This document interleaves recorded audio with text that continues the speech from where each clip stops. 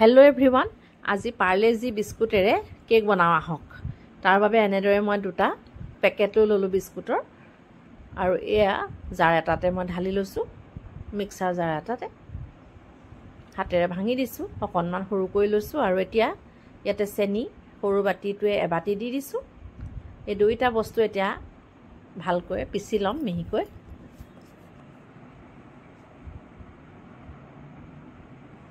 এয়া হৈ গৈছে মিহিকৈ পিছা এয়া দেখিছে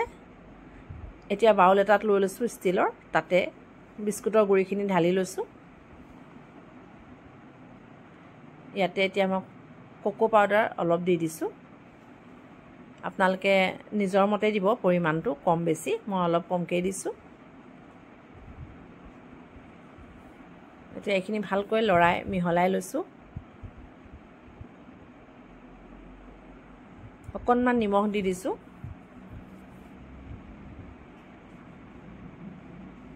নিমখখিনিও ভালকৈ লৰাই ললো চাৰিওফালে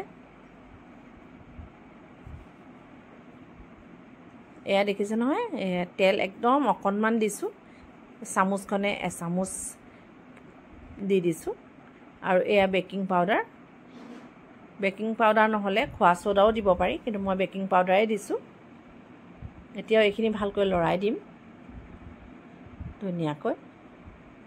আৰু এতিয়া মই গাখীৰ বাটি লৈ লৈছো গুটি বাটি একেলগে দি নিদু অলপ অলপকৈ এনেদৰে দি মিশ্ৰণটো কৰিম ইয়াত যেহেতু কণী আমি ইউজ নকৰো ময়দা কণী একো নাই এনেকৈ আজি বনাই চাইছো প্ৰথম কেনেকুৱা হয় নাজানো মোৰ প্ৰথম প্ৰচেষ্টা এদৰে মই মিশ্ৰণটো কৰি লৈছো এটো জুখতে ৰাখিম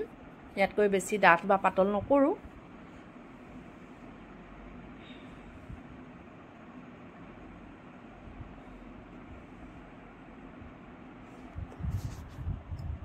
এতিয়া মই এটা সসপেন মই লৈ লৈছো এই সসপেনটোত মই আগতেও কেক বনাইছো এটোতে মই বনাও তলখন অকনমান ডাঠ হেবাবে জুখৰ হয় কেক বা কুকাৰটো বনাব পাৰি কিন্তু মই এই সসপেনটোৱে ইউজ কৰো এতিয়া এটা কেকৰ বাটি লৈ লম কেক বনোৱা বাটি তাতে অকনমান তেল দি লৈছো আকৌ পেপাৰ এখন কাটি তাতে দি হেখনৰ ওপৰতো মই তেল দি দিম তেতিয়া লাগি নধৰে তলত ধুনিয়াকৈ ওলাই যায় এতিয়া এই পেষ্টখিনি ইয়াতে দি দিছো ধুনিয়াকৈ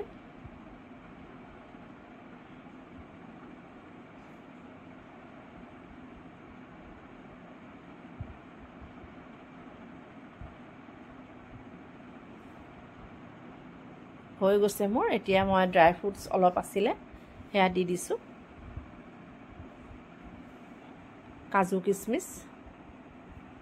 হেয়াই দি দিছো মই আৰু বেলেগো আপোনালোকে ইচ্ছা কৰিলে দিব পাৰিব কিন্তু মোৰ ওচৰত নাছিল যেহেতু হেবাবে মই কাজু কিশমিশকে দি দিছো এয়া আপোনালোকক দেখুৱাই দিছো মই এতিয়া সসপেনটো মই 5 মিনিট মান সময় গৰম কৰি লৈছিলো তাতে কেকৰ বাটিটো ভৰাই বন্ধ কৰি দিম সসৰ মুখনিখন দি দিম আৰু এতিয়া অলপ আধা ঘণ্টা মানৰ পাছত কেকটো মই এডাল কাঠিৰে খুচি চাম এয়া প্ৰায় 30 মিনিট মান হ'ল তাৰ পাছত মই এতিয়া কাঠি এটাই এনেদৰে খুচি চালো ধুনিয়াকৈ হ'ল অকনো লাগি অহা নাই মানে আমাৰ কেকটো হৈছে এয়া মই উলিয়াই দেখুৱাইছো আপোনালোকক কেকটো সুন্দৰকৈ ওলাই গৈছে যেহেতু তলত তেল দিয়া আছিলে এয়া সম্পূৰ্ণ কেকটো মই আপোনালোকক দেখুৱাইছো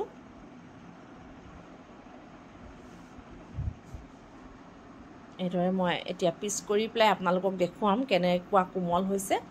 আৰু ভিতৰখন কেকটো ভালকৈ হিজিছে নে নাই হেয়াও আপোনালোকক দেখুৱাম এনেদৰে বিস্কুটে যদি বনাই খোৱা নাই বনাই খাবলৈও খুব ধুনিয়া হৈছিল কেকটো প্ৰথম প্ৰচেষ্টা হিচাপে সফল হলো মই হেবাবে আপোনালোকৰ কাৰণে ভিডিওটো লৈ আহিলো এয়া এডখৰ মই কাটি দেখুৱাইছো আপোনালোকক